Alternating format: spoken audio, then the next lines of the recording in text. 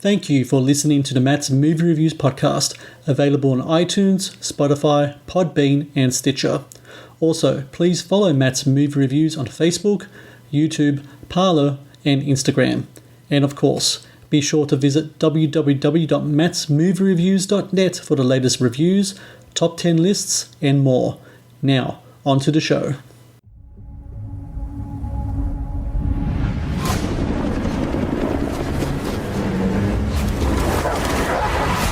There is no greater scourge facing America from within. The president takes the opioid crisis very seriously. The kid got snagged at the border. The courier? Took a year of undercover work to get this far. Maybe it's dangerous to press a big sale now. Yeah, but what choice do we have? Our product will be the first truly non-addictive painkiller. What the hell is going on? All the addiction centers are lighting up. And then by day 10, they're dead. I'm looking for my son. Were you aware of any issues with your son? Like what?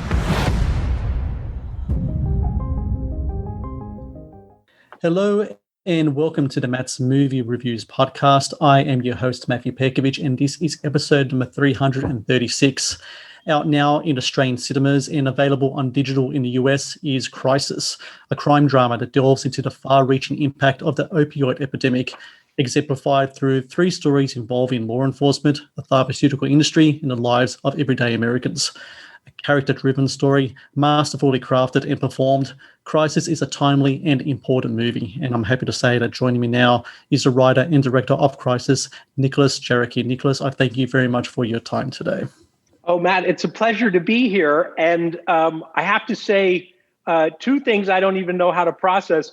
Number one, that you've done 336 episodes, yes, which is, I've only done 5 movies. And so that's extremely impressive. And then number two, your very kind words on the film. So thank you. And I'm glad you enjoyed it. Oh, absolutely. And, you know, I was saying just now, it is an important movie. I mean, the statistics in regards to the opioid epidemic in the States, I mean, just staggering. It's like 100,000 deaths per year. I just read this morning that in 2019, 10.1 million Americans aged 12 and older misused opioids in that year. I mean, it's, you know, there are many different films that could be made about the epidemic. What's interesting about your film is that it covers all its bases. You know, did you know that when approaching a movie like this, that you needed a wide-ranging film to cover like a really wide-ranging problem? Well, yeah, absolutely. I mean, I had always loved these films that look at things from multiple viewpoints, you know, and tell different stories. I mean, sort of the progenitor of that type of cinema, you know, I'm sure it goes back before him, but, you know, for me was Robert Altman. Mm-hmm. You know, the seminal film Nashville, of course. And I had always loved shortcuts. When Bret Easton Ellis and I wrote a film called The Informers, a sort of ill-fated production. But, you know, we had taken a book of his short stories and interwoven them, you know, and so it was a form that was always very exciting to me. And I think when I began as a filmmaker in the 90s, you know, it was more in vogue than it is today. You know, you had 21 Grams, you had LA Confidential, Traffic, of course, a wonderful film about the cocaine trade. So you had quite a few of these movies, and they kind of faded away. And I think the public got more used to seeing these multiple narrative tales on television. But I always thought, you know, that cinema is so powerful. And of course, you know, being able to see theatrically and not being confined to the television, I felt like, hey, it's time to see another interlocking narratives movie, and that it really suited this subject because, you know, as you just said in your description, we were able to look at it from different points of view. The Evangeline Lilly's character, wonderful performance in the film, I think, you know, as a user and as someone who gets personally involved. Armie Hammer, you know, playing a DEA officer trying to stop smuggling. And then Gary Oldman up, you know, we almost saw on the top of Mount Olympus, dealing with the pharmaceutical manufacturers who are really, you know, in many ways the source of the issue because it is their product that gets diverted or causes people to become dependent in the first place. The three stories in the film, I found that they was perfectly balanced amongst each other. That balance, is that already achieved in the script, or is that something that where the editing really comes in and gets that balance correct? Well, so it's a perceptive question. The script. So the way I write, it's I don't know that I'm too great at it. It's kind of like cave spelunking or something. I go in and I say, okay, I've got a general idea. I want to do a film about this topic. Now, who are the characters? And then there's a kind of alchemical process where you're trying to excavate the stories. And so I wrote each story as its own thread, maybe halfway. And then I started merging them together in the script. And, there was some things that seemed very obvious to me, some things that were a little bit of trial and error. And then, okay, so now we go shoot. I like to do a lot of rehearsal with my actors and give them a lot of input into the story. Okay, but now we go in the cutting room, and we were in the cutting room on this picture for, about 7 months. And I had some really wonderful minds helping me, of course, my editorial team. But then I, would bring in other filmmakers, Mark Forster, my friend Taika Waititi, different people would come in and we'd screen it in small audiences. And then we'd start to play with the narrative. And so we would say, well, hold on a second. We see this thing here, Lily Depp. Well, maybe we see her a little bit earlier. It helps inform this character's motivation, or, hey, these two sequences, it's a little, doesn't it feel like it's a bit slow here, or, the energy is lost. Okay, well, how about if we move? Well, we can't move it because that was a day night. So, in the editing, you of course are constrained by the practical ramifications of the footage that you have, but it's amazing where there's a will, there's a way. You can really shape it, and it takes on new meaning and forms new connections that you didn't necessarily anticipate when you were just sitting in your bedroom writing it. The research you've done with this film, you talk to people at the LA Times, you also talk to detectives at the LAPD. When you go into a film like this and you start doing research and start talking to experts, are there perceptions you had about the epidemic that were challenged or perhaps even confirmed after all the research is done? Well, I think the biggest thing, this started a little bit in a personal way. I had lost a good friend of mine to opioid abuse, over a decade ago. And what the thing is that we didn't understand it back then. It was really only through the Times groundbreaking reporting looking into some of the pharmaceutical manufacturers that we began to understand. Let's say this: America, has a history, a legacy of demonizing the addict, and saying, oh, those are bad people. Why don't they just stop? And so when I did the research, what I found was, these substances are, in many ways, are known to create dependence, even in their so-called safe brand label. Maybe 20 to 50% of people who take an opioid, the industry will tell you the number is much lower, but the Times found a lot of research indicating that large numbers of those people could become dependent even in the cycle that they're prescribed. So that was a big wow moment for me. And then saying, okay, well, how did this drug get so pushed out there?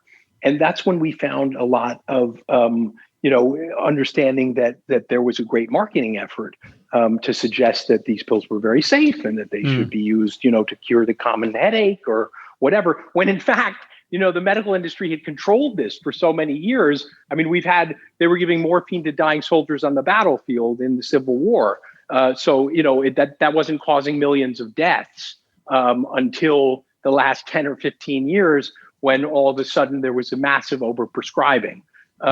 So I think, that was fascinating to me. And the fact that there was no real oversight into this. So you can see the source of this epidemic, in some ways comes from a lack of active citizenry, and some of our governmental institutions may be failing us, but ultimately, that's something we have to take responsibility for if we want to move forward and make progress to change that. In the film, Armie Hammer plays a DEA agent, and something about his character is that his sister is in the throes of heroin addiction. Did you find in your time collaborating with law enforcement that kind of thing was common amongst them, that perhaps they had a family member or a friend that was addicted or had, passed away from addiction, and that was a motivating factor for them in the profession that they choose? Well, absolutely. And, I was surprised to learn that, because some of the origins, as a writer, sometimes you write something, but you don't make it. But you come back later and you use pieces of it. I did this in Arbitrage, my last film. When I was a very young man, I had written a novel about someone who does something corrupt on Wall Street. I never published the novel, but I had a kind of great central scheme in it, and I used it. So here with this film, I had long ago worked on a television series about undercover DEA officers, and that was all based on real people. And in doing the research from that, I found that indeed that's often a reason that people go into drug enforcement, because they have family members, or people who are close to them that have struggled with substance abuse, and a large number of these law enforcement people do. So I think, there is a personal motivation for people who are in the drug war, because it's a difficult, dangerous, deadly, business. And it can really take a toll. So I think, it's not surprising that people have something close to home that they want to make a difference about. I want to say also, one of the things that was very interesting to me as I got to know these law enforcement guys, had a wonderful consultant, Steve Opferman, who had, we modeled this all on real events. So there's a real cartel, a syndicate he took down, making counterfeit fentanyl and all this kind of stuff. But, sort of surprised that, they're not necessarily these, super anti-drug or anti-drug culture people. It's a more nuanced approach, especially in the DEA. You'll find a lot of thinkers, a lot of very smart people, and they want to interdict at the source, and stop the real flow of very dangerous things like fentanyl. I mean, you asked me about surprises. Fentanyl was another big surprise. This extremely potent chemical compound, that is making its way into cocaine and counterfeit medications, and little, just even micrograms of it can be fatal. So very dangerous, very easy to get. Up until a couple of years ago, you could go on Alibaba.com and order some precursor fentanyl and have it shipped over from China. So I couldn't believe there was this whole, not the dark web, like just almost the Amazon. Let me get some fentanyl. So all of that was very surprising. The most interesting story, I think, is the one involving Gary Oldman's character. He's a biologist. He takes on a pharmaceutical company who's actually funding his lab. He does research for them. They want to put out a new drug that they say is free from addiction. He finds in his results that that's not the case. There's a big kind of battle that happens there. That kind of thing in regards to pharmaceutical companies using college professionals, college labs to do research on that product. Is that something that's very, very something that happens quite a bit in the States? Yeah, well, again, based on a lot of research, I had some wonderful advisors on the pharma side, both people who work, in managing drug discovery labs or pharmaceutical companies or testing companies.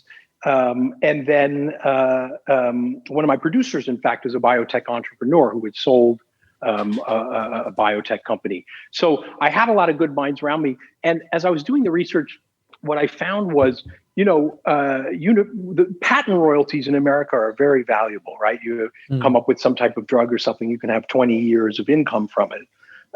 So a lot of scientific discoveries are made inside universities. And then the university will end up getting a piece of the revenue, and it can be, extremely significant and become a major part of their endowment. So I think, that was a kind of fun area for me to explore. I love Greg Kinnear, who plays university dean in the storyline. He's an old friend, and he's such a warm, wonderful guy. But to put him in this role of a very conflicted, do I do what's right for the university? Do I do what's right for the people? Have I sold my soul? And I found that did mirror a lot of what I found as I looked into the subject. I have to ask, what's the Gary Oldman experience like? He's hands down one of the greatest actors of our generation, any other generation. What is it like to direct him in a movie? Well, it's a wonderful experience. And he was, he's a producer on the film as well.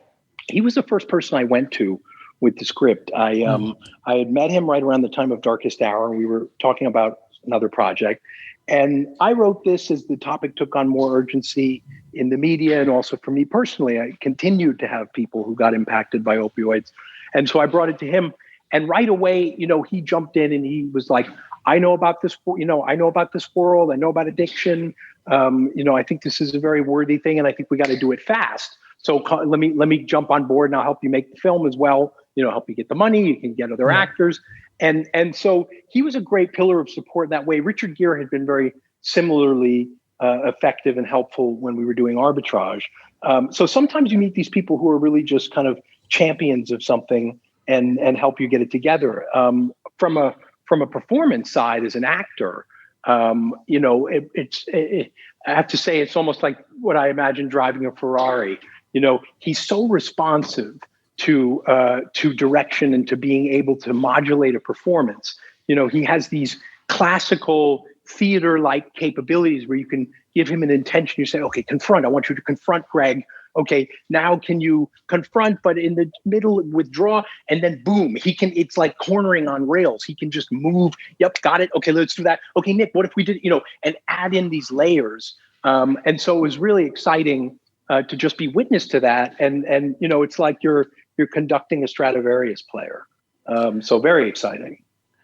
Something I really love about Crisis is that it's a film that deals with characters that have ideals, whether right or wrong, to have a moral base to them. It reminds me very much of the films of the 70s. That those are the films that I think a lot of people really to look back on and still love to this day. I know you are a big fan of those movies as well.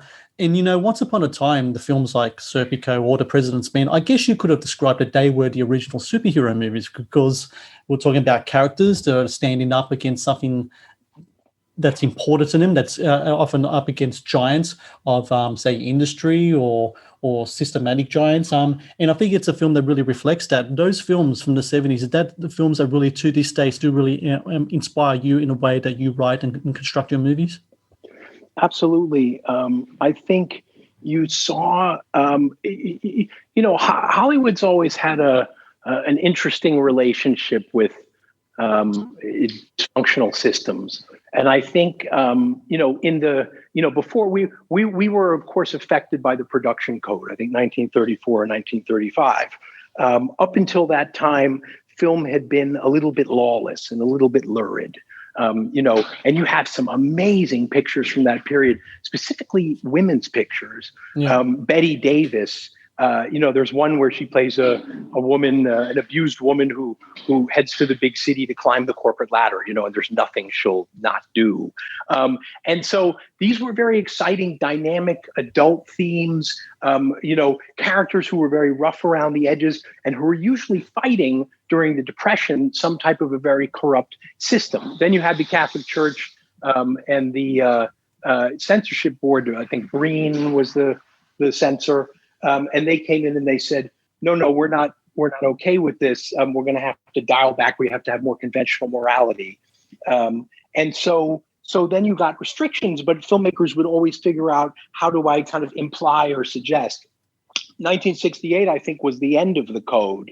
And the films of the 70s, there was really this explosion of energy, of questioning authority, questioning power structures, taking the lessons of the 60s and the radicals, the Panthers, what have you, and putting this up on display and really asking, where are we in our national soul? And they chose to do this with these characters that really weren't typical heroes. They were almost anti-heroes, or they had their own morality. And you had Pacino and In Justice for All, Barry Levinson's picture. Yeah. These wonderful anti-heroes. So I love continuing that tradition, and I find those characters just to be so full of life, and standing up for their ideals. And that's something I really love about your movie as well. And so for everyone listening, Crisis, out now in Australian cinemas, out now in digital in the US as well, doing very well on iTunes. It's a film I can recommend everyone to watch. I love this film, Nicholas, and I thank you very much for your time today. And hopefully when it comes to future films of yours, we can talk in the future as well. It would be a pleasure. This was so much fun, and you really asked different questions than everybody else. So I had a great time thinking it through with you.